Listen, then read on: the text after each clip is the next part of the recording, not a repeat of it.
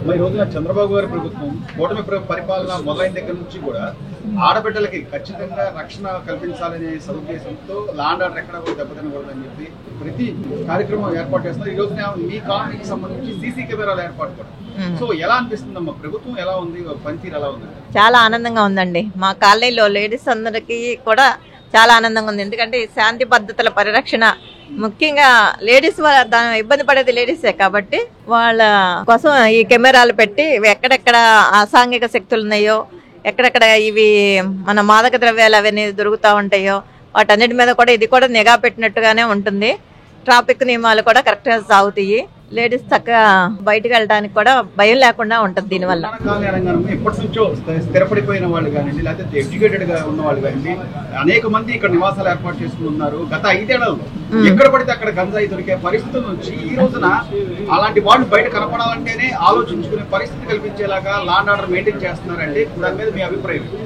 ఇది చాలా ఆనందకరమైన విషయమేనండి. ఇప్పుడు మన సిపి గారు వచ్చిన తర్వాత ఈ డ్రోన్లు పెట్టడం వలన కానీ, లేకపోతే ఈ సీసీ కెమెరాల వలన కానీ ఎక్కడ మన లా అండ్ ఆర్డర్కి భంగం కలుగుతుందో ఇమీడియట్గా వాళ్ళు రెస్పాండ్ అయ్యి తగినటువంటి చర్య తీసుకున్న వల్ల కూడా మన ఇక్కడ శాంతి పద్ధతులు చాలా బాగున్నాయండి.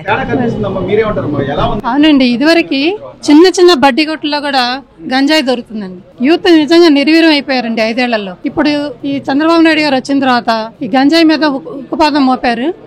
అందుకని మాకు చాలా సంతోషంగా ఉందండి. కానీ అంటే జగన్మోహన్ రెడ్డి గారు కానీ లేకపోతే ప్రజలు ఇచ్చిన తీర్పును కూడా వాళ్ళు స్వాగతించలేకపోగా కావాలని అసలు ఏం లేదు, లాండ్ ఆర్డర్ లేదు, అసలు అస్తవ్యస్తం అయిపోయింది, అరాచకంగా ఉంది పరిపాలన పదే పదే విమర్శిస్తున్నారు కదమ్మా. అసలు వాళ్ళే చేశారండి అదంతా, కానీ వాళ్ళు అలా విమర్శిస్తున్నారు. అట్లా చేసిన వాళ్ళే విమర్శిస్తున్నారు.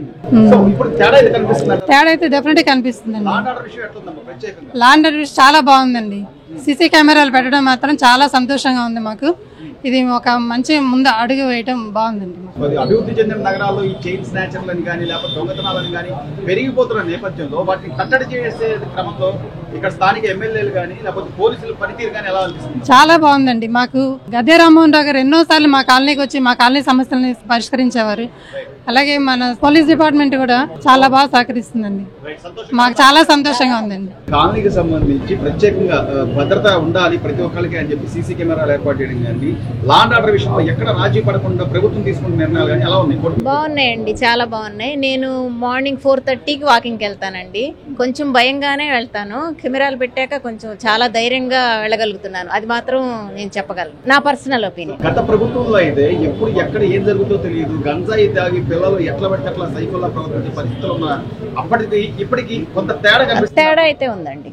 తేడా మాకు అంటే కొంచెం కాలేజ్ పిల్లలు, వాళ్ళు టీనేజ్ పిల్లలు, మెయిన్గా టీనేజ్ పిల్లలకి కొంచెం సెక్యూర్ ఉందని అనుకుంటున్నాను.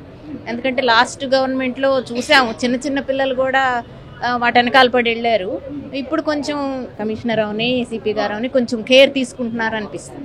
ప్రస్తుతం ఏం చెప్తారమ్మా అంటే మీరు అంటున్నారు చాలా సెక్యూర్డ్ గా ఉంటుంది, గతంలో కొద్దిగా ఆందోళన పడే పరిస్థితి అని చెప్తున్నారు. కానీ ఇప్పుడున్న ప్రతిపక్ష నాయకులు మాత్రం లేదు, అసలు ఇక అంతా అరాచకంగా ఉంది, ఎవరిని అంటే వాళ్ళ గురించి మనం మాట్లాడుకోవటం అనవసరమేమో అనిపిస్తుంది అండి. ఎందుకంటే జరిగేది జరుగుతుంది కదా, మన కళ్ళ ముందు కనిపిస్తుంది. ఇంకా వెనకకు తవ్వుకోవడం ఎందుకు, ముందు జరిగేది మంచి గురించి ఆలోచించాలని నా అభిప్రాయం. వాళ్ళని గురించి మనం ఉందండి, గ్యారంటీగా కళ్ళకు కనిపిస్తుంది కదా. సంవత్సరం కాదండి, 3 ఆయన ఫస్ట్ నుంచి చూస్తానే ఉన్నాము. తెలిసిందే కదా ఆయన గురించి. అవునండి, తెలిసిందే. ఆయన సహకారంతోనే జరిగిందని అనుకుంటున్నాను.